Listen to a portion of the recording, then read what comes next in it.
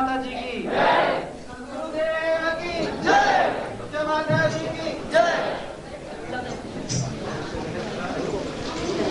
ये जो बात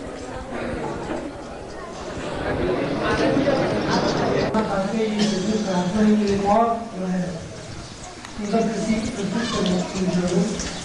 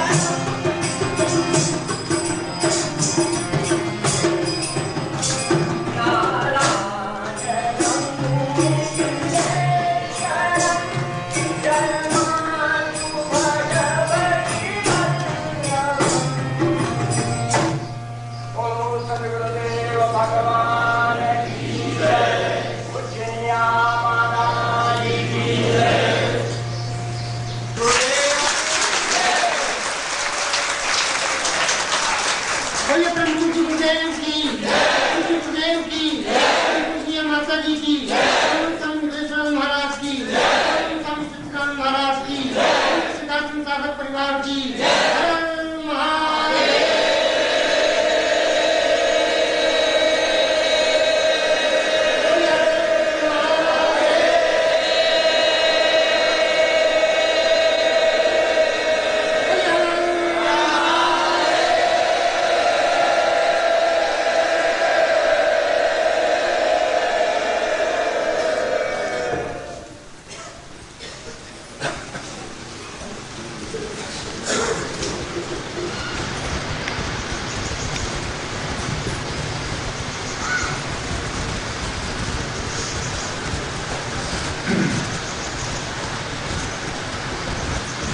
ओंकार रूपम प्रणवं परेशम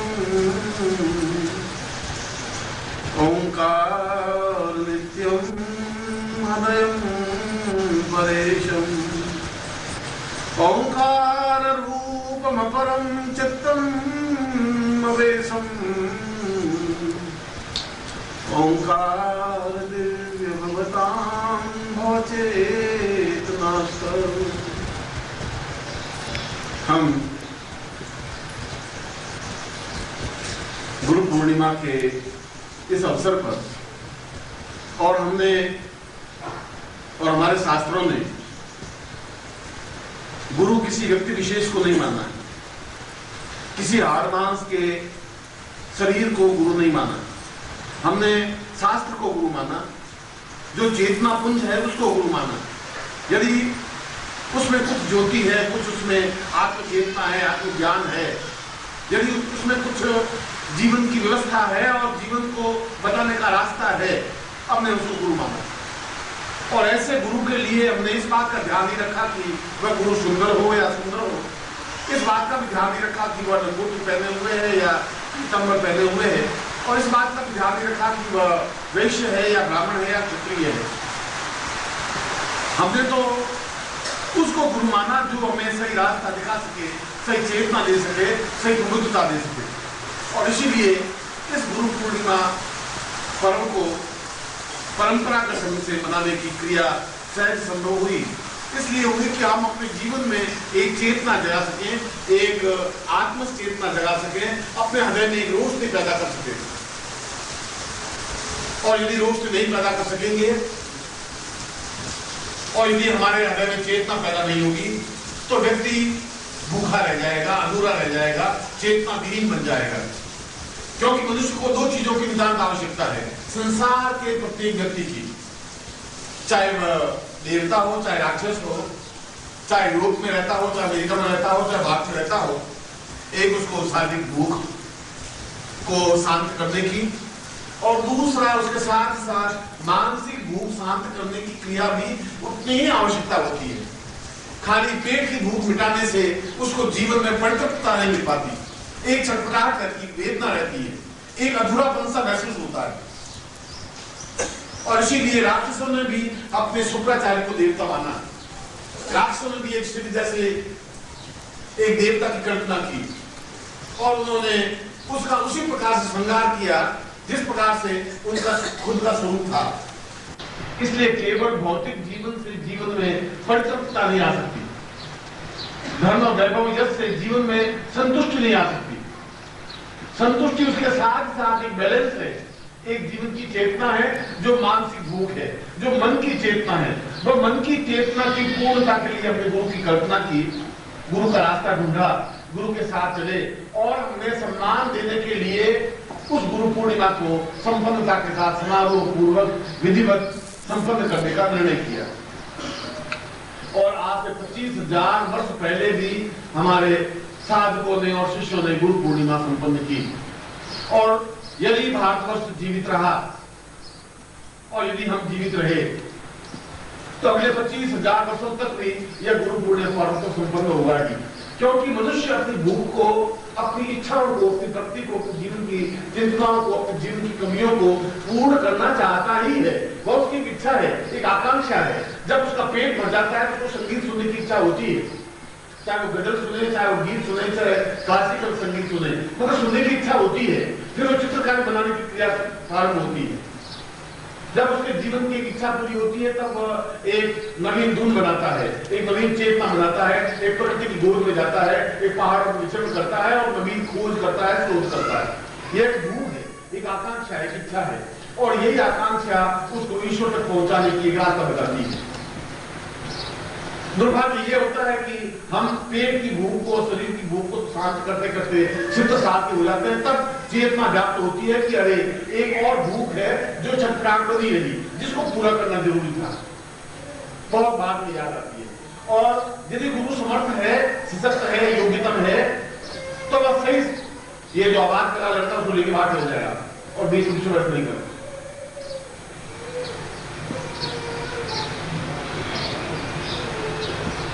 बाहर बैठकर मेरा आवाज बाहर तक पहुंचेगी। और यदि गुरु चेतना युक्त है, क्योंकि अधिकतर गुरु चेतना युक्त होते नहीं, उनमें गुरुत्व नहीं होता, वह एक चित्र बन जाते हैं, वह एक अच्छे कपड़े पहने हुए एक सुंदर आकर्षक दिव्य व्यक्तित्व तो बन जाते हैं, देखने में बड़े सुंदर होते हैं। मगर मैंने पहले प्रारंभ में कहा कि हमने शरीर को गुरु माना ही नहीं, और आज के युग में शरीर को गुरु मान लिया, ये अंतर हो गया। उन्हें चेतना है या नहीं है, ज्ञान है या नहीं, उस बात को उन्होंने अनुभव नहीं किया। और जितने भी हमारे धर्मशास्त्र थे, उन धर्मशास्त्रों को हमने फिर समझा नहीं। जितने हमारे तीर्थ स्थान थे, उन तीर्थ स्थानों के महत्व को नहीं समझा। ओंकार स्थान पर मैं 2 दिन से घूम रहा हूं, और ओंकार स्थान के बारे में एक रत्ती मात्र ज्ञान यहाँ के लोगों को है ही नहीं। और मुझे बहुत आश्चर्य होता है यहाँ के विद्वानों के बारे में, और यहाँ के पंडितों के बारे में, यहाँ के जानकारों के बारे में। ये आश्चर्य होता है कि जिस भूमि पर वो रहते हैं उनके बारे में उनको ज्ञान नहीं, और उनसे उनकी रोजी रोजी चल रही है, उनसे उनका जीवन का यापन चल रहा है, वह उनके जीवन की सारी भूख मिटाने में समर्थ है। कम से कम हमारे देवता तक में समर्थ है कि उन मनुष्यों की भूख को शांत कर सके, उनकी इच्छाओं को पूर्ति कर सके। मगर हमारा जो कर्तव्य उनके प्रति रहा है वो हम भूल गए, अपने ऋषियों के प्रति भी, अपने गुरुओं के प्रति भी, अपने देवताओं के प्रति भी।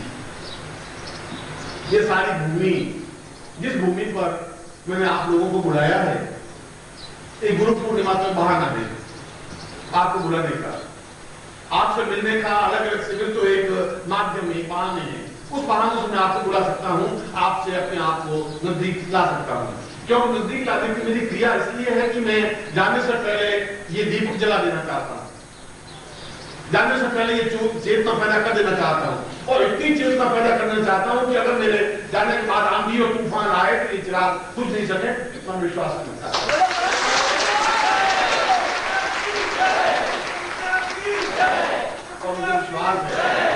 और मुझे विश्वास होने लगा है कि न आंधी चिरागों को, दीपकों को बुझा सकती है, और न तूफान बुझा सकते हैं। उन्होंने बहुत दीपक बुझाए और बुझाने में कसर रखी नहीं, इसलिए बुझाए कि अपने आप में समर्थ गुरु बन नहीं सके, पंडे बन गए। और जो पंडे बन जाते हैं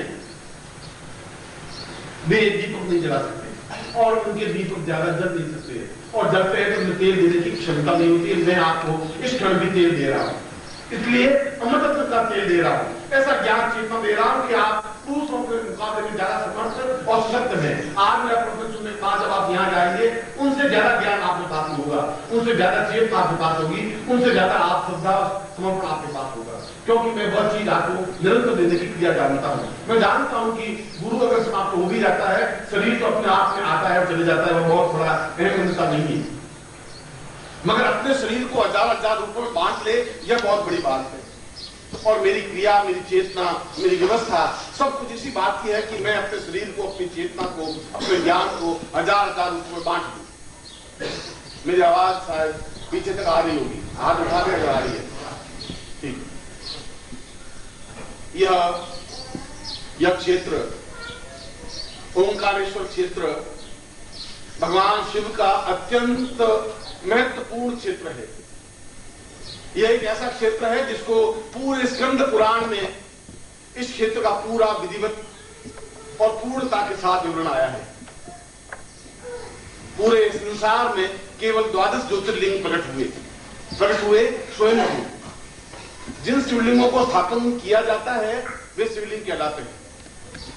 जो शिवलिंग पाताल फोड़ करके निकलते हैं वे स्वयं शिवलिंग कहलाते हैं। और ऐसे केवल 12 ज्योतिर्लिंग हैं, ऐसे ज्योतिर्लिंग जिनमें से ज्योति प्रकट हो सके, जिनमें से चेतना पैदा हो सके, जिनमें से आग एक लपट पैदा हो सके, हम देख सके।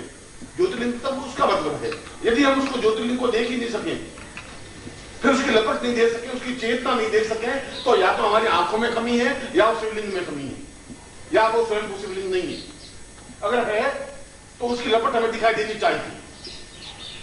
सौराष्ट्र सोमनाथम च श्रीशैले मल्लिकार्जुनम उज्जन्या महाकालम ओंकारे नीलेश्वरम। ये चौथा ज्योतिर्लिंग है जो अपने आप में एक पूर्ण और अद्भुत और विराट ज्योतिर्लिंग है।